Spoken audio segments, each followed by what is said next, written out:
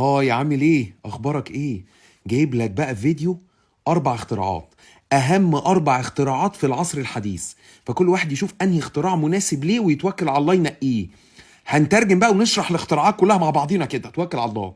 Many people suffer from constipation, so I invented this unobstructed toilet. بيقول لك بقى في اول اختراع ان ايه، في ناس كتير بتعاني من حالات الامساك، فهو اخترع بقى تواليت مخصوص لحالات الامساك.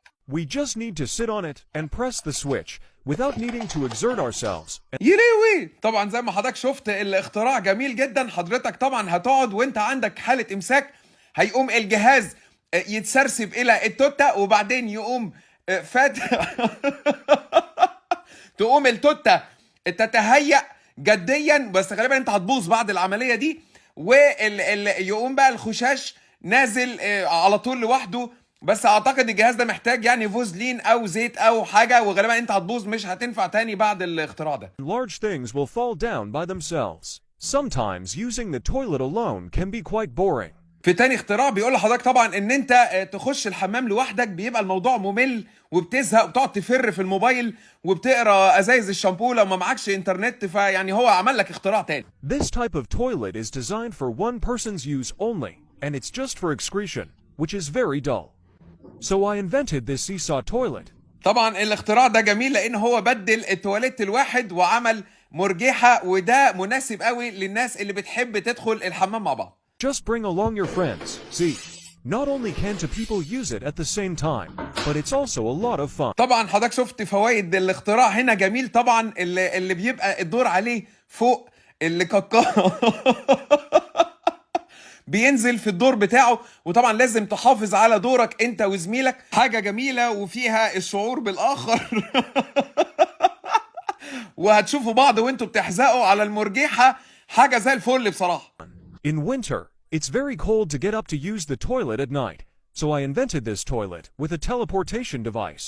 When we need to use the toilet at night, we طبعا الاختراع ده جميل، وانا شخصيا ياما فكرت فيه في الشتاء ده. يعني عامل لك اختراع ان انت لو كسلت تقوم تخش التواليت بالليل في الشتاء، فهو عمل لك الحل البديل. don't even need to get out of bed.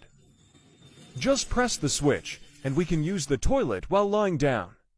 Then, طبعا حضرتك هو عامل لك هنا خرم في السرير، وخلي بالك الخرم كبير يساعي ان حضرتك تعمل نمبر 1 او او نمبر 2، وجايب طبق وجهاز شبه المنجنيق عشان حضرتك بعد ما تخلص الطبق يجري لوحده يروح على التواليت. press the switch again, and it will dispose of what we've excreted into the toilet. طبعا حضرتك لو خدت بالك في اجزاء من الكاكا جت بره التواليت، مش مهم، انت بتبقى سقعان ننضف تاني يوم الصبح لما تقوم. في توصيه بس للجهاز ده، ان لو حضرتك هتعمل نمبر 2 في المنجنيق، حضرتك بس يبقى ادهن الطبق زيت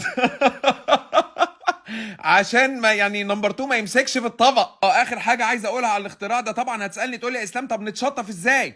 هقول لك مش مهم خلاص، يعني انت تنام زي ما انت كده، انت سقعان. Many households have only one toilet when two people need to use it at the same time. The بيقول لك هنا بقى في ايه، في اخر اختراع بيقول لك ان في بيوت كتير عندها قعده تواليت واحده، ودي بتسبب ازمات كتير لاسر كتير. person without a toilet may feel very uncomfortable. So I invented this toilet where one can sit below while the other can squat on top. بيقول لحضرتك بقى فهو اخترع الحمام بدورين، وهيشرح لنا دلوقتي كيفيه استخدامه. البيان على المعلم. It's similar to bunk beds. بيقول لحضرتك يعني ما تتخضش، ده بالظبط زي السرير ابو دورين. Saving a lot of space. I'll show you how it works later.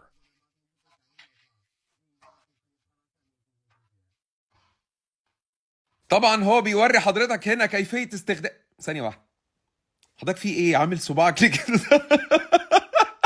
متضايق عشان انت تحت؟ طب ايه المشكله؟ هو الاختراع اللي كده.